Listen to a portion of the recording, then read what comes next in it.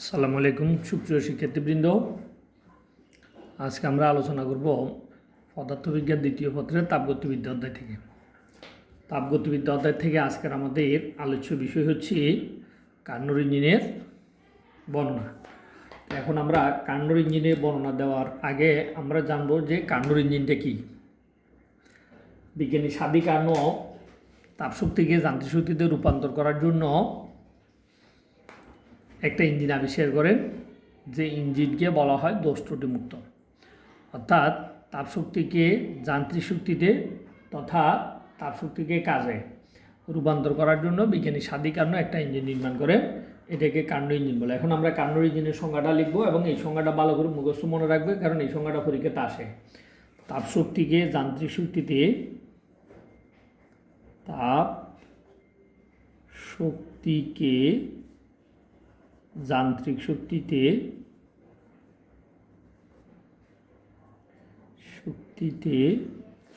রূপান্তর করার জন্য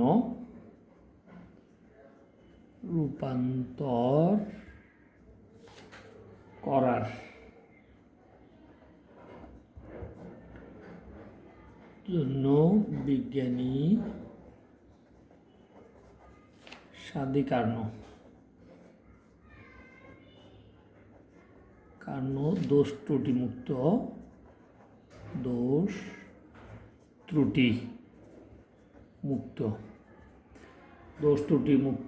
যে আদর্শ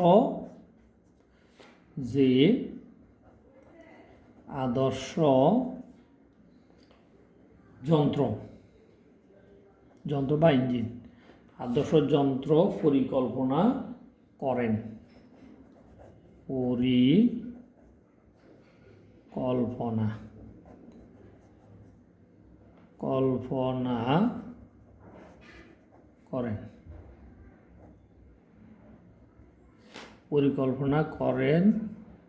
তাকে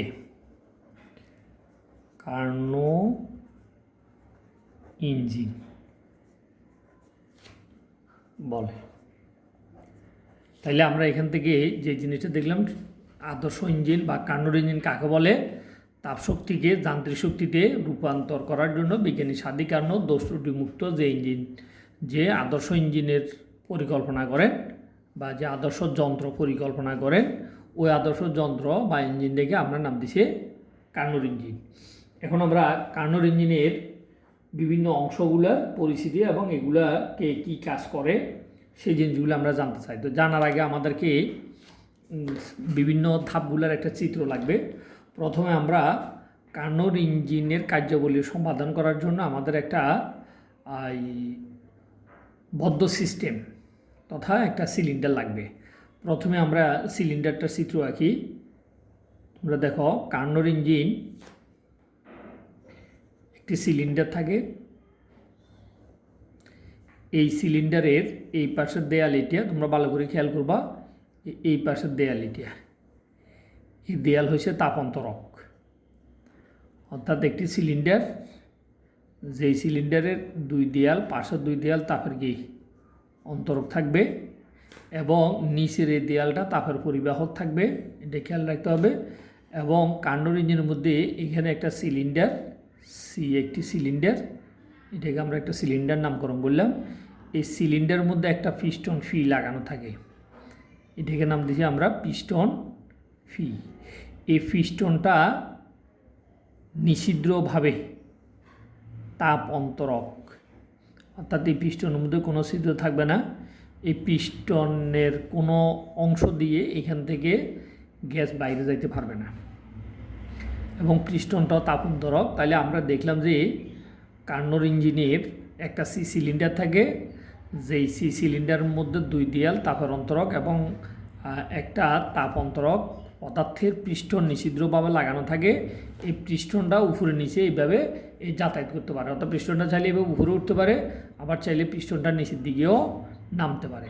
এখন এইখানে আমরা আদর্শ বস্তু হিসেবে অর্থাৎ কিছু আদর্শ গ্যাস রাখি। আমরা সাধারণত আদর্শ গ্যাস থাকে এই সিলিন্ডারের ভিতরে।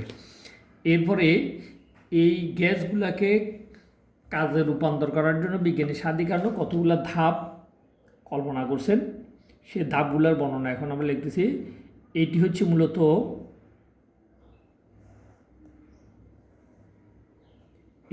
তাপ উৎস।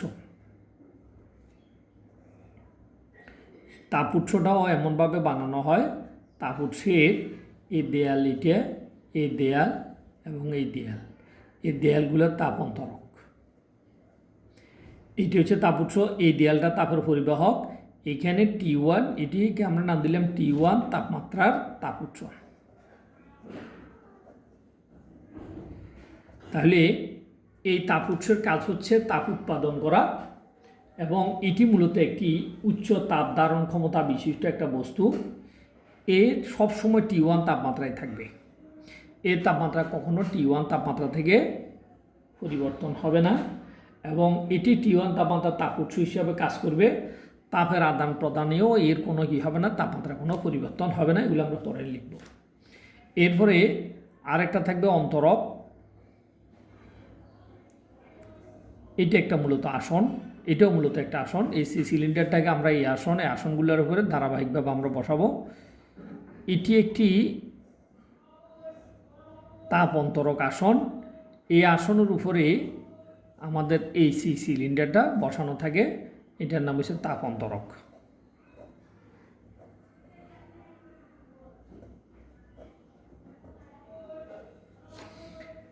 এরপরে এখানে একটি তাপগ্রাহক থাকে।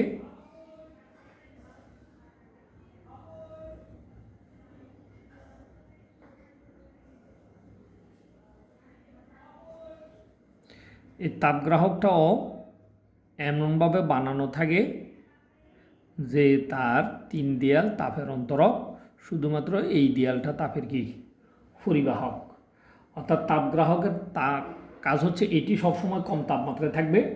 এটিকে আমরা উচ্চ তাপ ধারণ ক্ষমতা বিশিষ্ট বলি। অর্থাৎ সে অনেক তাপ চাইলে সে নিজে কী করতে পারে, ধারণ করতে পারে, কারণ তাকে এমনভাবে রাখা হয়, অর্থাৎ মূলত সে একটি হচ্ছে কি শীতল বস্তু, এ উত্তপ্ত বস্তু থেকে তাপ গ্রহণ করতে পারে, এবং প্রচুর পরিমাণে তাপ সে গ্রহণ করলেও এর তাপমাত্রা T2 তাপমাত্রা স্থির থাকে। অর্থাৎ তাপমাত্রার তেমন কোনো পরিবর্তন হয় না। অর্থাৎ সে তাপ গ্রহণ করলেও তার তাপমাত্রা T2 তাপমাত্রাতে কী থাকবে, স্থির থাকবে। এটাকে এমনভাবে তাপগ্রাহকটাকে বানানো হয়।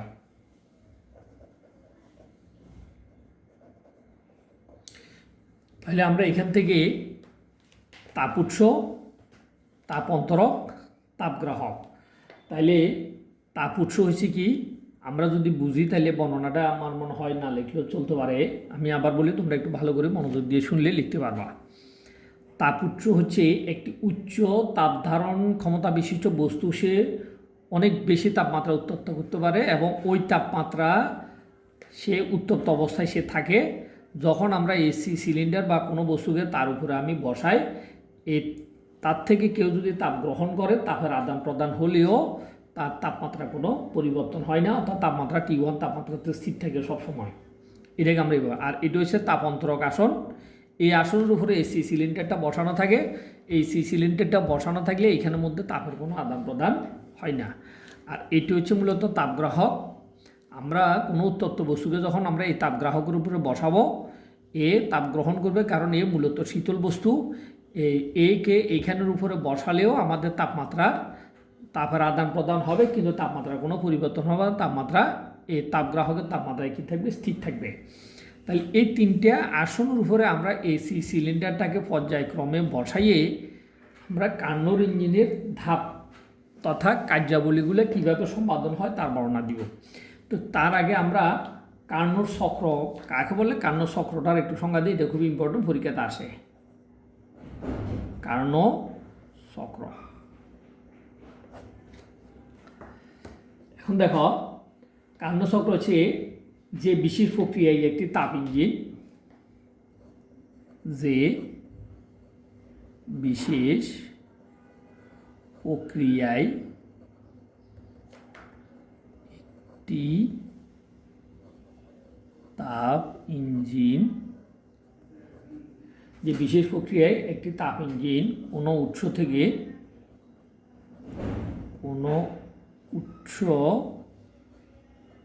থেকে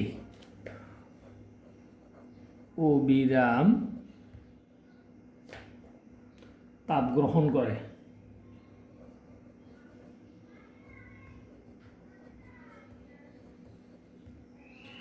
তাপ গ্রহণ করে কিছু তাপ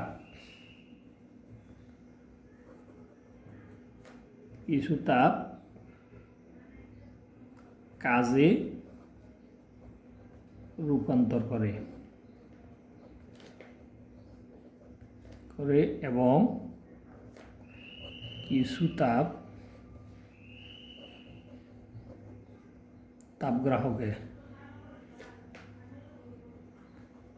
গ্রাহকে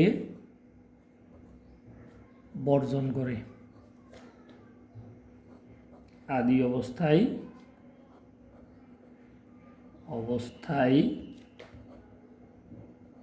ফিরে আসে। যে বিশেষ প্রক্রিয়ায় একটি তাপ ইঞ্জিন কোনো উৎস থেকে অবিরাম তাপ গ্রহণ করে, কিছু তাপ কাজে রূপান্তর করে, কিছু তাপগ্রাহকে বর্জন করে আদি অবস্থায় ফিরে আসে, তাকে কার্নোট চক্র বলে। তাহলে এইটা কার্নোট চক্রের একটা বর্ণনা বা ডেফিনিশন। এখন আমরা এখানে মূলত কার্নোট চক্রের এই যে বর্ণনাটা, এটা সে কীভাবে সম্পন্ন করে আমরা সে সম্পর্কে আমরা এখন একটু জানব। আসলে এই কার্নোট চক্র একটি প্রত্যাবর্তী প্রক্রিয়া। এই প্রত্যাবর্তী প্রক্রিয়ার মাধ্যমে কার্যনির্বাহী বস্তু অর্থাৎ কার্নোট চক্রে প্রত্যাবর্তী প্রক্রিয়ার মাধ্যমে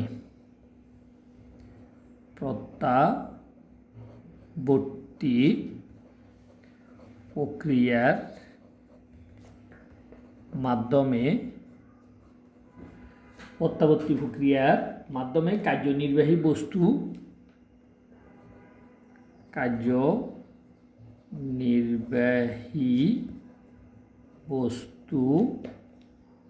কোনো উৎস থেকে তাপ গ্রহণ করে,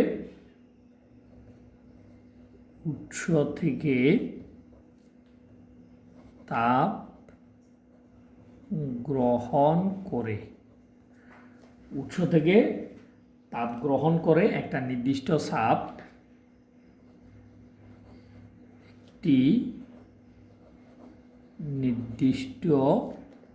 চাপ আয়তন ও তাপমাত্রা হতে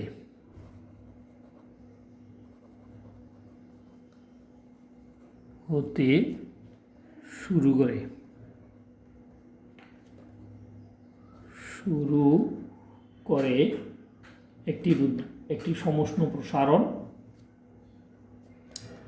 করে একটি সমষ্ণ প্রসারণ একটি রুদ্ধতাপীয়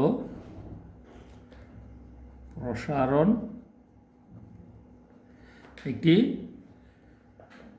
একটা নির্দিষ্ট চাপ আয়তন তাপমাত্রা থেকে ইঞ্জিনটা যাত্রা শুরু করে একটি সমষ্ণ প্রসারণ, একটি রুদ্ধতাপীয় প্রসারণ এবং একটি সমষ্ণ সংকোচন ও একটি রুদ্ধতাপীয়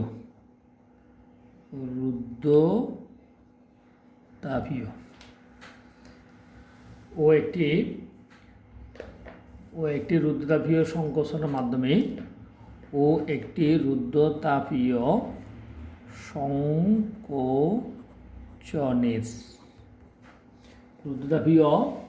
সংকোচনের মাধ্যমে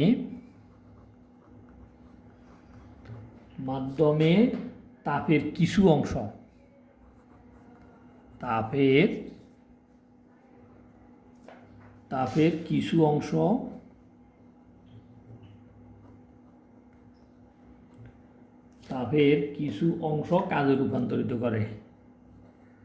কাজে রূপান্তরিত করে এবং বাকিটা এবং বাকি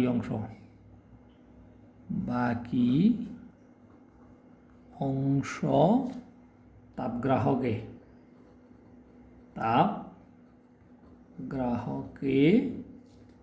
বর্জন করে আদি অবস্থায় ফিরে আসে।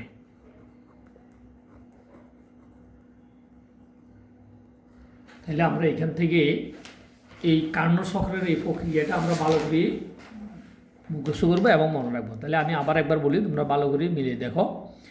যে বিশেষ প্রক্রিয়ায় একটি তাপ ইঞ্জিন কোনো একটা উৎস থেকে ওইরকম তাপ গ্রহণ করে, ওই তাপের কিছু তাপ সে কাজে রূপান্তর করে এবং কিছু তাপগ্রাহকে বর্জন করে আদি অবস্থায় ফিরে আসে, তাকে কার্নোট চক্র বলে।